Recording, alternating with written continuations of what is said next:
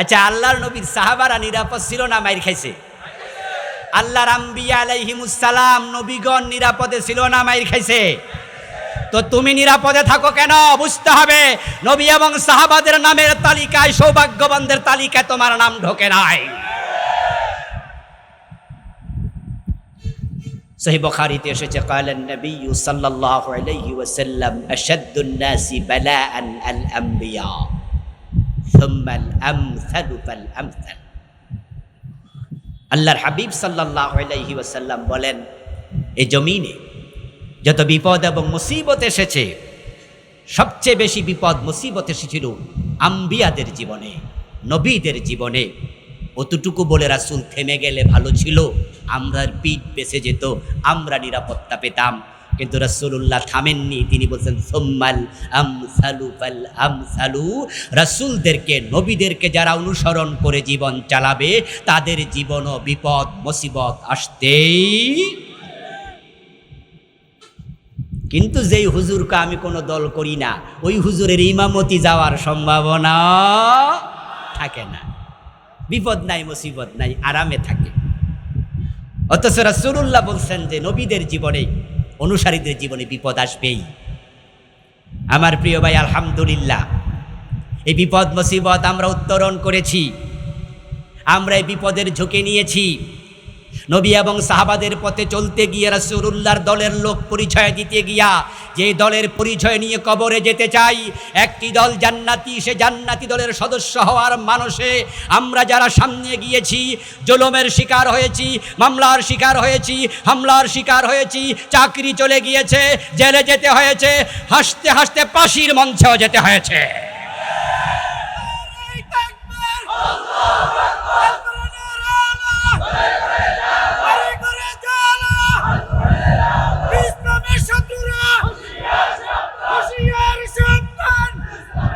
আমার প্রিয় ভাইয়েরা, এই জেল, জুলুম, নির্যাতন, ফাঁসি, শাহাদাত, যারা আমরা রাসূলের দলে যোগ দিয়ে জান্নাতে যেতে চাই, এই জুলুম, এই পথ চলা থেকে আমাদেরকে এক চুল পরিমাণ সরাতে পারে নাই। আমার বন্ধু আর আপনারা যারা বলবেন যে না, আমি নিরাপদ জীবন চাই, এত ঝামেলায় আমি নাই, আমি কোনো দল টল করি না, আমি আপনাকে আবার বলছি প্রিয় ভাইটি শুনুন, রাসূল বলছে আমার উম্মত হবে ৭৩ দল। আপনি যদি বলেন আমি কোনো দলে নাই, তাহলে বোঝা গেল উম্মতের ভিতরে আপনার নামটা নাই। যে হুজুর কোনো দল করে না, সেই হুজুর জেলে যাওয়ার কোনো সম্ভাবনা, উনার ফিট সব সময় নিরাপদ। আমাদের দেশে অনেক হুজুর আছে যারা নাকি কোনো দলই করে না,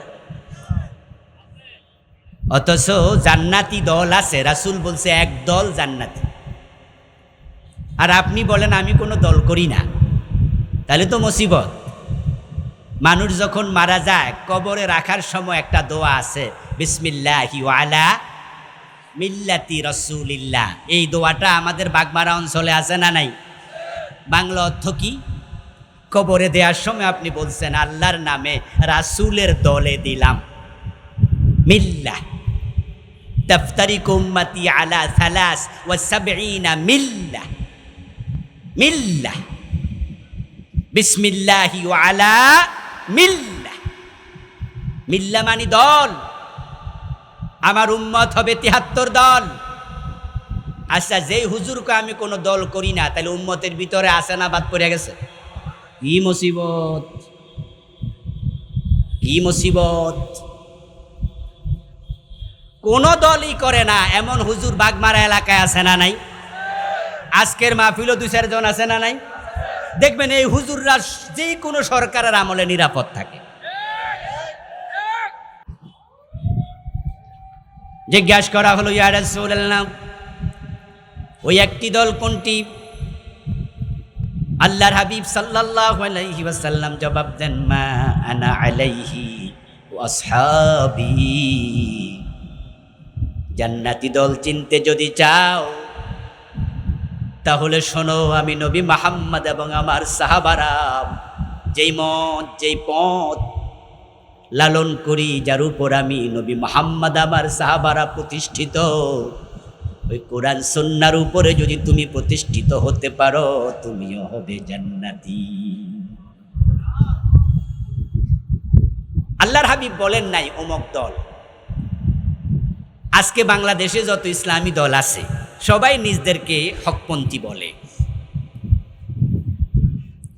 ঠিক আছে, আমরা কাউকে বলি না আপনি না হন নির্ধারিত করে, কিন্তু আজকে যে বাংলাদেশে ইসলামী দলগুলো আছে, আজ থেকে 1450 বছর আগে রাসূলুল্লাহর জামানায় এই দলগুলো কি ছিল? এ নেজাম ইসলাম, এ খেলাফত মজলিস, এ জামাত ইসলাম, এ হেফাজত ইসলাম, এগুলো কি আজ থেকে 200 বছর আগে ছিল? তাহলে দল বলতে নির্ধারিত অমুক দল বোঝানো হয় মা আনা আলাইহি ওয়া আসহাবি। প্রিয় নবী বললেন, আমি এবং আমার সাহাবারা যার উপরে প্রতিষ্ঠিত। আমার রাসূল কিসের উপরে প্রতিষ্ঠিত ছিলেন? এবার কোরআন থেকে শুনুন। قل إن أتبع إلا ما يوحى إلي إني أخاف إن عصيت ربي عذاب يوم عظيم। হে নবী, আপনি আপনার উম্মতকে জানায়া দেন, আমি নবী মুহাম্মদের উপরে যে ওহী নাজিল হয় ওই ওহী মেনে চলতে আমি নবী মুহাম্মদ বাধ্য। যদি আল্লাহর কথার বাহিরে আমি চলি, কিয়ামতের কঠিন আযাবের দিনের ভয় আমিও করি। আল্লাহ তাআলা তার প্রিয় নবী মুহাম্মদুর রাসূলুল্লাহ সাল্লাল্লাহু আলাইহি ওয়াসাল্লামকে ঐতিহাসিকদের বর্ণনার মতে এই মাসের 12 তারিখ, কেউ কেউ বলেছেন 9 তারিখ, সোমবারে এর পৃথিবীতে পাঠিয়েছেন। রাসূলুল্লাহ সাল্লাল্লাহু আলাইহি ওয়াসাল্লামকে নিয়ে আমরা সারা বছর কথা বলি, বলতেই হবে, কারণ তিনি হলেন আমাদের একমাত্র আদর্শ, একমাত্র মডেল। তিনি হলেন আমাদের উসওয়া, কুদওয়া, নামুজাজ, লিডার, আমাদের জন্য অনুকরণীয়, অনুসরণীয় ব্যক্তিত্ব, যার মতো করে জীবন সাজানো আমাদের জন্য ফরজ। তিনি যা বলেছেন তা ইসলাম, তিনি যা করেছেন সেটাই ইসলাম। তিনি ছিলেন জীবন্ত কোরআন, তিনি হচ্ছেন ইসলামের বাস্তব প্রতিচ্ছবি। তাকেই হচ্ছে আল্লাহ তাআলা আমাদের জন্য আদর্শ বানিয়ে সামনে রেখে বললেন, লাকাদ কানা লাকুম ফি রাসূলিল্লাহি উসওয়াতুন হাসানা। তোমাদের জন্য রাসূলুল্লাহর জীবনে আছে উত্তম আদর্শ, সর্বোত্তম মডেল। আদর্শ তাকে বলে যাকে অনুসরণ করা হয়, অনুকরণ করা হয়, যাকে মেনে চলা হয়। আল্লাহ তাআলা তার রাসূলকে আমাদের সম্মুখে রেখে আদর্শ বানিয়ে বলছেন, ইন্নাকা লা আলা খুলুকিন আযীম। হে প্রিয় নবী, নিশ্চয়ই আপনি সর্বোত্তম চরিত্রের উপরে অধিষ্ঠিত।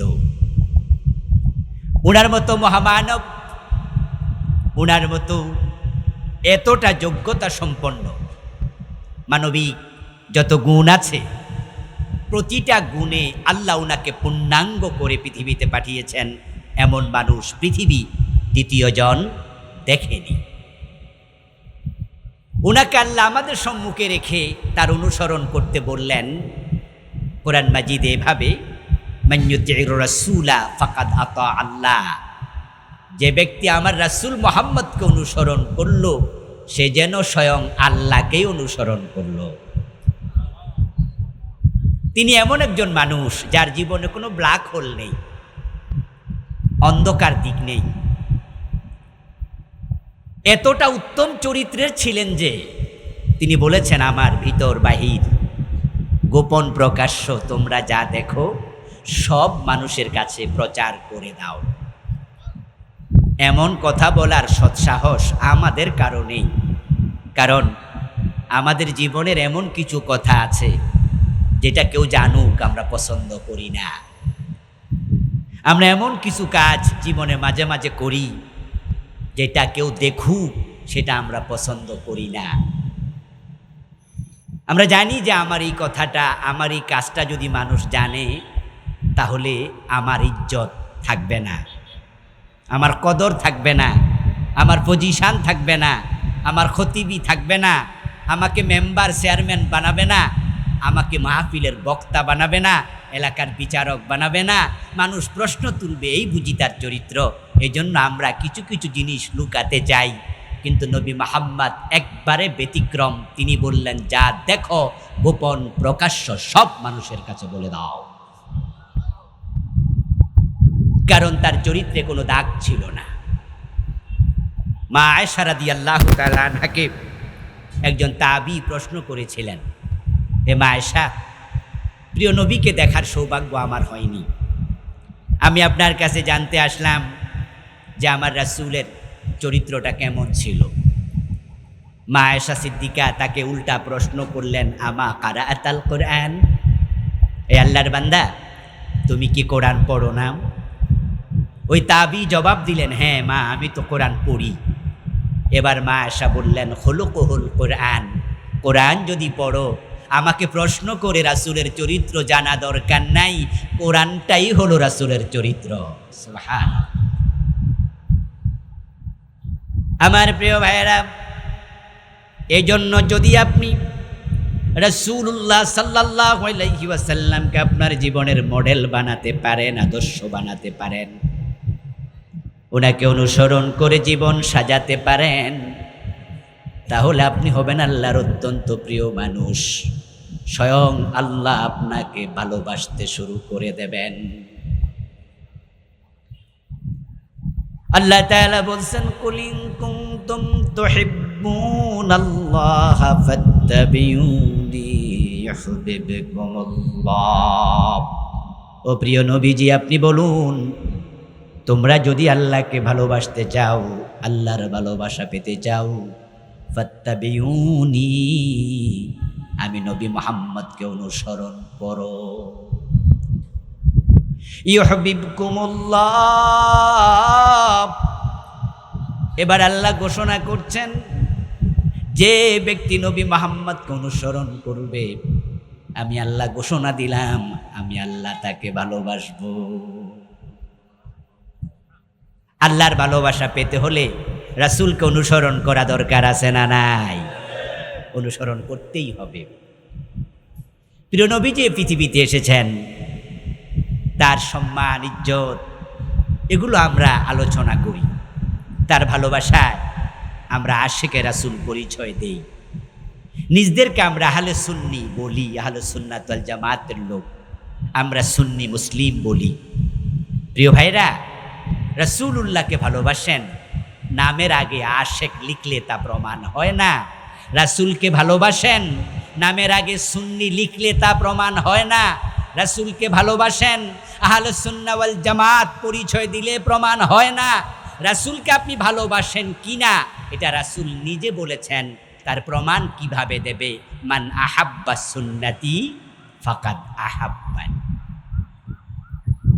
যে আমি নবীর সুন্নাহকে ভালোবাসে, আমার সুন্নাহকে জীবনে ধারণ করে, ফাকাদ আহাব্বানি, প্রকৃত অর্থে সেই আমাকে ভালোবাসে। ওয়া মান আহাব্বানি কানা মাই ফিল জান্নাহ।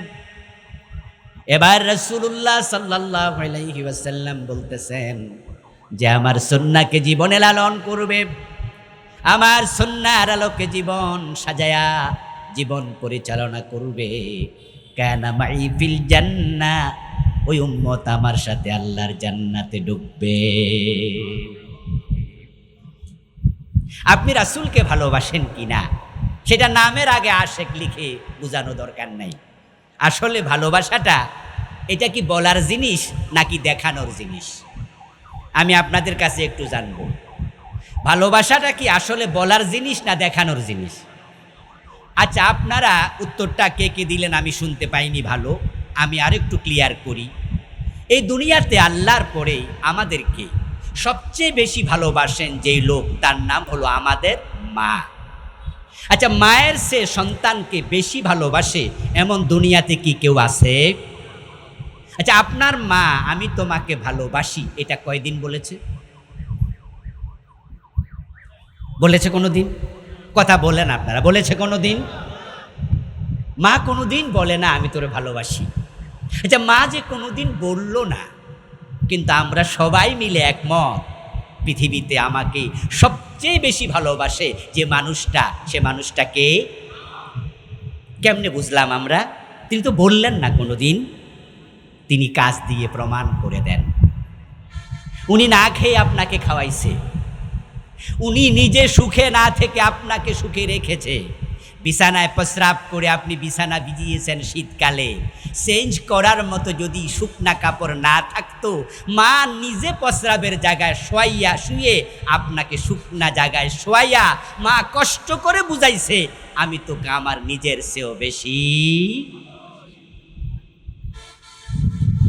আল্লাহর নবী বলছেন মানা হাব্বা সুন্নতি ফাকাদ হাব্বানি, আমার সুন্নাহকে যে ভালোবাসলো সে আমাকে ভালোবাসলো।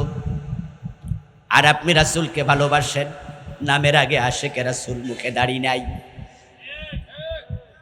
আপনি নিজে সুন্নি পরিচয় দেন, পরিবারের সুন্নাহ নাই, আপনার বউ পর্দা করে না, মেয়ে পর্দা করে না, আপনি সুদি লেনদেন করেন, আপনি ঘোষণা দিলে ফাইলে সাইন করেন নাম, আর আপনি বলছেন আপনি সুন্নি মুসলমান। নাম দিয়া কাম নাই। রাসূলের আশেক যদি হতে চান, রাসূলের জীবন আচার চরিত্র নিজের জীবন অর্জন করতে হবে, তবে রাসূলের সাথে আল্লাহর জান্নাতে যাওয়া যাবে। রাসূলুল্লাহকে অনুসরণ করা উম্মতের জন্য নফল না ফরজ? ফরজে কিফায়া না ফরজে আইন? ফরজে আইন। উম্মতকে রাসূলকে অনুসরণ করা তাদের জন্য ফরজ, ফরজে আইন। যদি কোনো ব্যক্তি রাসূলকে অনুসরণ না করে, আল্লাহর নবী তার ব্যাপারে আলাদা করে কথা বলেছেন, বলেছেন সে আমার সাথে জান্নাতে যেতে পারবে না। কালান নবী সাল্লাল্লাহু আলাইহি ওয়াসাল্লাম কুল্লু উম্মতি ইয়াদখুলুনাল জান্নাহ ইল্লা মান আবা। প্রিয় নবীজি বলেছেন আমার সব উম্মত জান্নাতে যাবে, তবে অস্বীকারী উম্মত জান্নাত পাবে না। কিলা মান ইয়া রাসূলুল্লাহ, কোন একজন সাহাবী প্রশ্ন করলেন, হে আল্লাহর নবী অস্বীকারী উম্মত আবার কে? রাসূলুল্লাহ জবাব দেন মান আতাআনি দাখালাল জান্নাহ ওয়া মান আসানি ফাকাদ আবা। যে আমি নবীকে অনুসরণ করলো সে জান্নাতে যাবে, যে আমাকে অনুসরণ করতে রাজি হয় নাই, অস্বীকারী তার কপালে জান্নাত নাই। আল্লাহর হাবিবকে অনুসরণ করতে হবে আল্লাহর জান্নাত পাওয়ার জন্য। জান্নাতের আশা করলে জান্নাত পাওয়া যাবে না, উম্মত দাবি করলে জান্নাত মিলবে না। রাসূলুল্লাহর অনুসরণকারী উম্মতের সংখ্যা সমাজে বেশি না কম? জোরে বলতে হবে, একটু বলেন তো দেখি, আমি শুনি, আপনাদের কনসেপশনটাও একটু জানি। রাসূলকে অনুসরণ করে পুরা জীবন চালাচ্ছে, ব্যক্তিগত জীবন থেকে আন্তর্জাতিক বলয় পর্যন্ত, একবারে বটম থেকে টপ পর্যন্ত, পাকঘর থেকে সংসদ পর্যন্ত পা তুলে পা রাখার সময় ভাবে আমার রাসূল কিভাবে রেখেছেন, খাওয়ার সময় ভাবে আমার রাসূল কিভাবে খেয়েছেন, বলার সময়ে ভাবে আমার রাসূল কিভাবে বলেছেন, শোয়ার সময়ে ভাবে আমার রাসূল কিভাবে শুয়েছেন, যখন ব্যবসা করে ভাবে আমার রাসূল কিভাবে ব্যবসা করেছেন, যখন লেনদেন করে ভাবে আমার রাসূল কিভাবে লেনদেন করেছেন, যখন মেম্বার হবে, চেয়ারম্যান হবে, মন্ত্রী হবে, এমপি হবে, রাষ্ট্র চালানোর সময় ভাবে আমার রাসূল কিভাবে রাষ্ট্র চালিয়েছেন। এইভাবে ভেবে চিন্তে জীবন চালায় এমন মানুষের সংখ্যা কম না বেশি? তাহলে জান্নাতীর সংখ্যা কি কম হবে না বেশি? আল্লাহর নবী 1400 বছর আগে এটাই বলেছেন। তিনি 1450 বছর আগে বললেন আমার উম্মতগুলো 73 দলে বিভক্ত হবে। তাফতারিকু উম্মতি আলা 73 মিল্লাহ। আমার উম্মত হবে 73 দলে বিভক্ত। কুল্লুহুম ফিন্নাস, তাদের সবগুলো জাহান্নাম। কুল্লুহুম ফিন্নাস, নার মানে কি জান্নাত? কথা বলেন, নার মানে কি জান্নাত? কুল্লুহুম ফিন্নাস, সবগুলো জাহান্নামী। আমার উম্মত। রাসূলের উম্মত বলতে হিন্দু, বৌদ্ধ, ইহুদি, খ্রিস্টানকে বোঝানো হয় না। এখানে আমরা যারা আছি আমরা সবাই বলবো আমরা রাসূলের উম্মত। রাসূল বলেছে, হ্যাঁ তোমাদের কথাই বলছি, তোমরা সবগুলো জাহান্নাম ইল্লা ওয়াহিদান। এবার একটু আশার আলো, প্রত্যাশার বাণী শোনালেন, তবে একদল হবে জান্নাতি। ৭৩-এর মাঝেই সবগুলো জাহান্নামী, একদল জান্নাতি। তাহলে জাহান্নামে থেকে গেল কত দল? ৭২ দল, জান্নাতি মাত্র একদল। এই কথা শুনে কোন একজন সাহাবী দাঁড়িয়ে প্রশ্ন করলেন, ইয়া রাসূলাল্লাহ ওয়া মাহি, হে আল্লাহর নবী, আমরা জান্নাতি দল চিনতে চাই। আল্লাহর নবীর ওই সাহাবীর এই প্রশ্নটা আমাদেরও প্রশ্ন। একদল জান্নাতি হলে ওই জান্নাতি দলটা চেনা আমাদেরও দরকার আছে না নাই? দরকার আছে। ওই সাহাবী বললেন, হুজুর জান্নাতি দল আমি চিনতে চাই। তাহলে বোঝা গেল জান্নাতি একটা দল আছে, জাহান্নামী দলও আছে। প্রিয় নবী যেই কথাগুলো বলে এগুলোকে হাদিস বলি আমরা। আপনাদের কাছে একটু জানবো, যারা জানেন দয়া করে একটু বলবেন, রাসূল যে হাদিস বলে বানাইয়া বলে নাকি এটাও আল্লাহর ওহী? রাসূল কি বানিয়ে কোনো কথা বলতেন? আল্লাহ নিজে বলছেন, মা ইয়ানতিকু আনিল হাওয়া ইন হুয়া ইল্লা ওয়াহিয়ুন ইউহা। আমার রাসূল বানিয়ে কোনো কথাই বলে না, যা বলে সব তার কাছে ওহী হিসাবে পাঠানো হয়। আমার ভাইয়েরা, কোরআন মাজিদে আয়াতের সংখ্যা কত? ৬,০০০-এর কিছু বেশি। সংখ্যা নিয়ে ইখতিলাফ আছে, আমি তাই নির্ধারিত সংখ্যাটা বললাম না। ৬,৬৬৬ আজীবন শুনছেন, এটা নিয়ে ইখতিলাফ আছে। আচ্ছা, এটা একবারে সঠিক নয়। ৬,০০০-এর বেশি আয়াত এক সূরা একসাথে নাজিল হয়েছে, এমন সূরাও জিবরিল আমিন প্রিয় নবীর কাছে এসেছিলেন, বর্ণনা পাওয়া যায় ২৪,০০০ বার। কোরআনের আয়াত আছে কত হাজার বললাম? ৬,০০০। ৬,০০০ একটু বেশি, তাইলে বাকি রইল আরো কত হাজার? ১৮,০০০। আচ্ছা, এই ১৮,০০০ বার কি চা খাইতে আইছিল? গল্প গুজব করত? তাহলে বোঝা গেল রাসূলুল্লাহর যে হাদিসগুলো এগুলো আল্লাহ ওহী হিসাবে জিবরিলকে পাঠাইছে। আরেকটি তথ্য দেই, ওলামায়ে কেরাম এগুলো জানেন। জিবরিল আমিন ওহী নিয়ে আসতেন, জিবরিল ব্যতীত ওহী নাজিল হওয়ার আর কি কোনো সুরত ছিল না?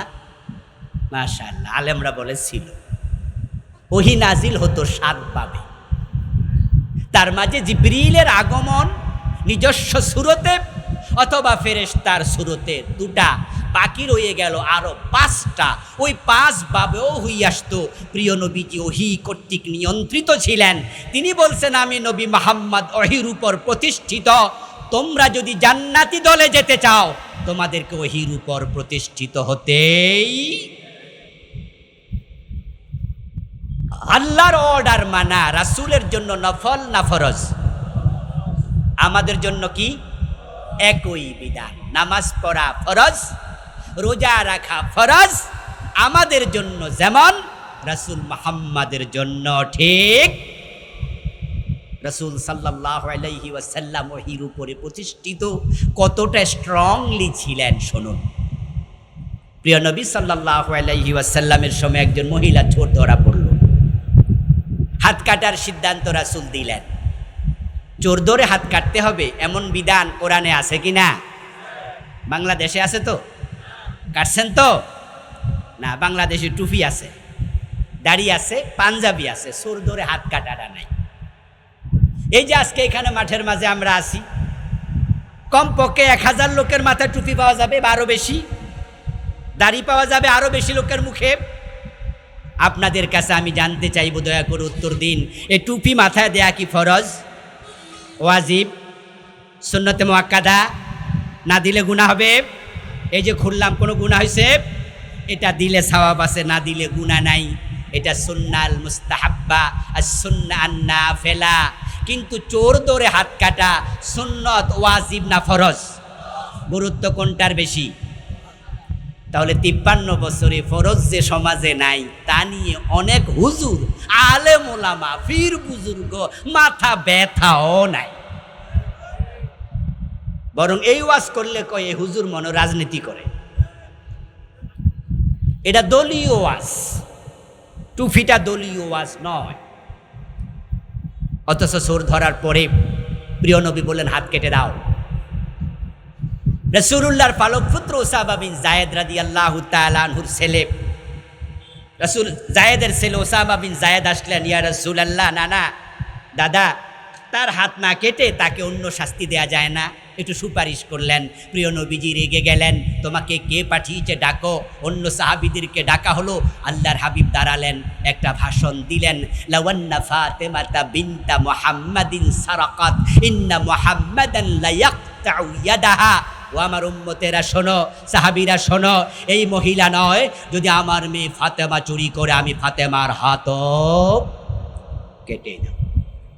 মা আনা আলাইহি ওয়াসহাব, আমি এই কোরআনের উপর প্রতিষ্ঠিত। হযরত আবু বকর সিদ্দিক খলিফা হলেন প্রিয় নবীর পরে। কোরআনের উপরে তিনি কেমন প্রতিষ্ঠিত, হাদিসের উপরে কেমন প্রতিষ্ঠিত, একটু কনসেপ্ট নিন প্রিয় ভাই। একদল লোক বলল যাকাত দেব না। আবু বকর সিদ্দিক শোনার সাথে সাথেই ঘোষণা করলেন, লাউ কাতিলান্না মান ফাররাকা বাইনাস সালাতি ওয়াজ যাকাত। কোথায় খালিদ বিন ওয়ালিদ? তলোয়ারের শান দাও। আমি তাদের বিরুদ্ধে যুদ্ধ ঘোষণা করলাম, যারা নামাজ পড়বে যাকাত দেবে না। ওমর দৌড়াইয়া আসলেন, আমিরুল হে খলিফাতুর রাসূলুল্লাহ, আপনি কাদের বিরুদ্ধে যুদ্ধের ঘোষণা দিলেন? তারা তো সব কালেমাওয়ালা, যাকাত না হয় দেবে না, কিন্তু নামাজ তো পড়ে। যাকাত না হয় দেবে না, মুখে দাড়ি তো আছে, আপনি তাদের বিরুদ্ধে যুদ্ধ করবেন? হযরত ওমরের বক্তৃতা শুনে আবু বকর সিদ্দিক বললেন, লাউ মানাউনি ইয়াকালান কানু ইউদ্দুনাহু ইলা রাসূলিল্লাহি সাল্লাল্লাহু আলাইহি ওয়াসাল্লাম লাকাতালতুহুম আলা মানঈ। ওমর, তারা যদি আমার যুদ্ধের ঘোষণা শুনে যাকাত দিতে রাজি হয়ে যায়, আমার কাছে মেসেজ পাঠায়, আমাদের সাথে যুদ্ধ করবেন না, আমরা যাকাত দেব ওট, যাকাত দেব ছাগল, যাকাত দেব গরু, তবে রশি দেব না। আবু বকর বলে, রাসূলুল্লাহর যুগে তারা ওটও দিত, রশিও দিত, আমি রশির জন্য যুদ্ধ করব। আল্লাহর নবীর ইসলামের মাঝে চুল পরিমাণ হেরফের আবু বকর মানবে না। এই হলো মা আনা আলাইহি ওয়াসহাব। রাসূলুল্লাহর ইসলামে হেরফের হবে না। প্রিয় ভাইয়েরা, এখন রাসূলকে অনুসরণ তো আমরাও করি। রাসূলকে অনুসরণ করলে জান্নাত পাওয়া যায়। রাসূলের অনুসরণের ওয়াজ করার পরে আপনারা অনেকেই মনে মনে আলহামদুলিল্লাহ পড়ছেন, যাক আমার নামটাও জান্নাতীদের দলে ঢুকেছে, আমার তো টুপি আছে, দাড়ি আছে, পাজামা পাঞ্জাবি পাগড়ি মেসওয়াক আছে, রাসূল এশ কর।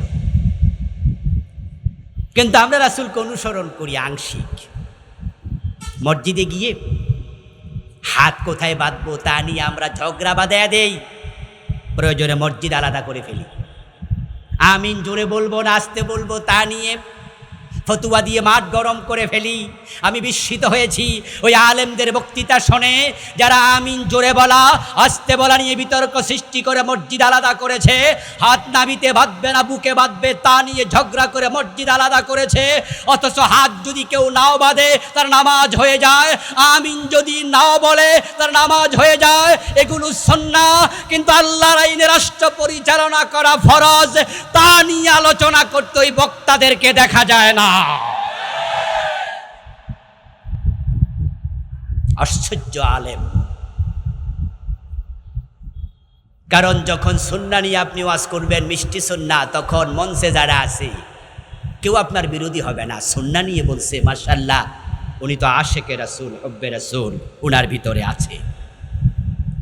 কিন্তু যখনই আপনি বলবেন যে নবীর আদর্শে উজ্জীবিত হয়ে টুপি মাথায় দিলাম, মুখে দাড়ি রাখলাম, মসজিদে গিয়ে নামাজ পড়লাম, আল্লাহু আকবার বলে নামাজ শুরু করলাম, সালাম ফিরিয়ে শেষ করলাম, বুকে হাত বাঁধলাম, মাথায় টুপি দিলাম, মুখে দাড়ি রাখলাম। ওই নবী 10 বছর যেভাবে রাষ্ট্র চালাইছে সে বিষয়ে আমি রাসূলের সুন্নাহ মানতে বদ্ধপরিকর হয়ে গেলাম। 90% মুসলমানের প্রয়োজন নাই, মাত্র 51% মুসলমান যদি একমত হয়ে যায় আগামী বছর কোরআন দিয়ে বাংলাদেশ পরিচালিত হবে।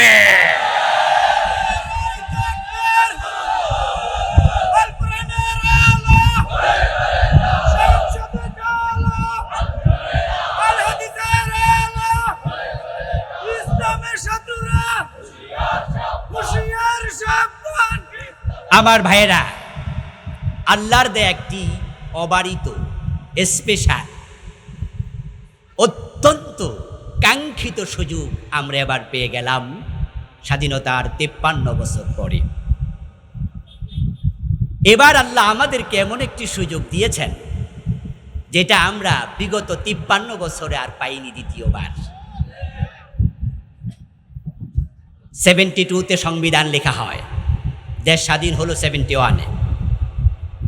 ওই সংবিধান লেখার পর থেকে কত সরকার আসলো আর গেল, তারা সংবিধানের কিছু ধারা, কিছু উপধারা পরিবর্তন করেছে নিজের প্রয়োজন মতো, কিন্তু পূর্ণাঙ্গ সংবিধান পরিবর্তন করবে এমন সাহস কোনো সরকার দেখায়নি, পারেও নি, এ সাহস দেখানোর সুযোগও ছিল না। কিন্তু আল্লাহর শুকরিয়া, 5ই আগস্টের বিপ্লবের পরে বাংলাদেশে নতুন এমন এক পরিবেশ আল্লাহ দিয়েছে, যদি বাংলাদেশের মুসলমানরা আমরা একমত হয়ে যেতে পারি, নতুন করে কোরআনকে সংবিধান বানানোর সুযোগ আছে না নাই?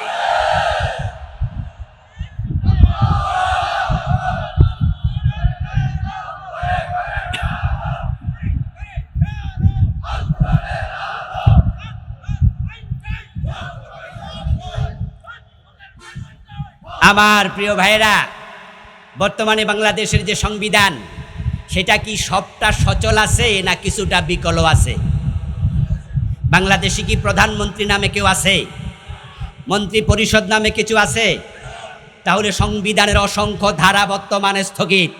এটাই প্রমাণিত হচ্ছে যে নতুন করে সংবিধান যদি আমরা লিখতে চাই, এই সরকারও যদি গণভোটের আয়োজন করে, বর্তমান ডক্টর কামালের লেখা সংবিধান 100% বাদ দিয়া নতুন করে লেখার সুযোগ যেহেতু আল্লাহ দিয়েছে, আমরা সব আলেম ওলামা, সব পীর বুজুর্গ, সকল মাসলাকের আলেম যদি একমত হয়ে যায়, সরাসরি আল্লাহর কোরআনকে সংবিধান বানানো যাবে।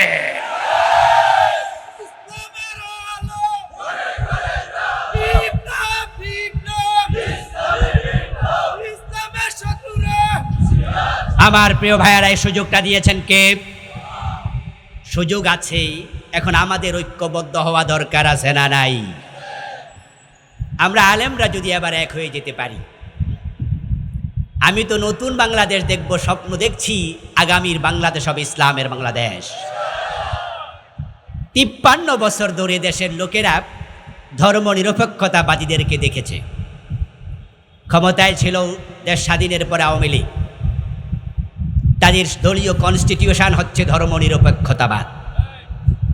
তারপরে ক্ষমতায় এসেছে রাজনৈতিকভাবে বিএনপি, তাদের দলীয় সংবিধান ইসলামী সংবিধান নাকি ধর্মনিরপেক্ষতাবাদ। তারপরে এসেছে প্রেসিডেন্টের স্বাদের দল জাতীয় পার্টি, তাদের দলীয় সংবিধান কি ইসলামী সংবিধান না ধর্মনিরপেক্ষতাবাদ? তাহলে 53 বছরের বাংলাদেশ ধর্মনিরপেক্ষতাবাদ দিয়ে পরিচালিত হয়েছে। আমরা আলেমরা যদি এক হয়ে যেতে পারি, আগামী 5 বছর মানুষ ইসলাম দেখতে পাবে। মানুষ উন্মুখ হয়ে আছে, মানুষ অপেক্ষা করছে। এবারের বিপ্লব প্রমাণ করছে এদেশের মানুষ ধর্মনিরপেক্ষতা আর চায় না। আমরা আলেমরা যদি এক হয়ে যেতে পারি, এমন গণজাগরণ তৈরি হবে ইসলামের পক্ষে যেটা আমরা কল্পনাও করতে পারিনি।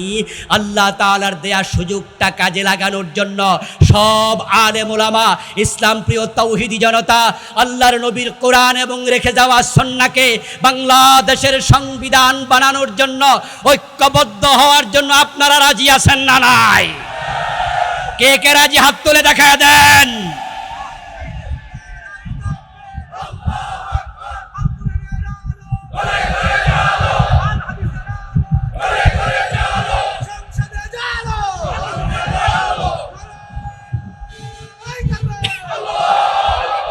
এবার আপনাদের কাছে আমি এক দুইটা প্রশ্ন রেখে তার উত্তর নিয়েই আলোচনা শেষ করবো ইনশাআল্লাহ। 7:30টায় নামাজ।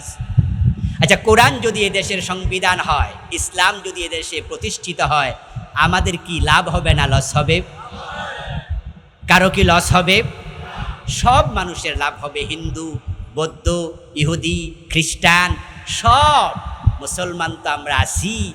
সবাই শান্তিতে থাকবেন, সবাই সমৃদ্ধি পাবেন। রাসূলুল্লাহ সাল্লাল্লাহু আলাইহি ওয়াসাল্লামকে আল্লাহ যেই সময় দুনিয়ায় পাঠিয়েছিলেন, ওই যুগটার নাম ছিল আইয়ামে। কিন্তু ইসলাম আসার পরে এতটাই শান্তি বিরাজিত হয়েছিল, ফারুক আজম ওমরের জামানা। রাসূল মদিনার প্রেসিডেন্ট ছিলেন 10 বছর, আবু বকর ছিলেন মাত্র 2 বছর 3 মাস। তারপরে হযরত ওমর ক্ষমতায়, এতটা শান্তি এসেছিল সেই জমিনে, অর্ধ দুনিয়ার সম্রাট ওমর গাছতলায় একা একা ঘুমাতেন, বডিগার্ডের প্রয়োজন আর হয় নাই। যে যুগের মানুষেরা না খেয়ে থাকতো 2 দিন 3 দিন 5 দিন, আল্লাহর নবী ইসলাম কায়েম করে যাওয়ার পরে ওমরের জামানা ইসলামের ইতিহাস পড়ে জেনেছেন, জাকাত বিভাগের কর্মচারী জাকাতের টাকা কাঁধে নিয়ে হাঁটতো, জাকাত খাওয়ার মতো লোক আর ছিল না। বঙ্গবন্ধু শেখ মুজিবুর রহমান স্বপ্ন দেখেছিলেন সোনার বাংলাদেশ গড়বেন, পারেননি। কারণ তিনি এক পর্যায়ে গিয়ে মৃত্যুর আগে এক ভাষণে বলেছিলেন, কিভাবে সোনার বাংলা হবে? আমার ডানে চোর, বামে চোর, সামনে চোর, পিছনে চোর, মানুষ পায় স্বর্ণের খনি, আমি পাইছি। ইসলাম আসার পরে যদি চুরি বন্ধ হয়ে যায়, দেশের টাকা লুটতরাজ বন্ধ হয়ে যায়, এই দেশের টাকা যদি বিদেশে চাপ্লাই না করা হয়, দেশের টাকা দেশে কাজে লাগানো হয়, সোনার বাংলা হতে এক যোগ লাগবে না ইনশাআল্লাহ। এজন্য আসুন, দুনিয়ার শান্তির জন্য, আখেরাতে মুক্তির জন্য প্রিয় নবীর দলের সদস্য হই। বিসমিল্লাহি ওয়া আলা মিল্লাতি রাসূলিল্লাহ বাস্তব জীবনে গ্রহণ করি। রাসূল কবরে এসে বরণ করবেন, রাসূলের সাথে জান্নাতে যেতে পারবেন। আল্লাহ আমাদের সেজন্য কবুল করুক, বলি আমিন। হাদা মা ইনদি ওয়াল ইলমু ইনদাল্লাহ।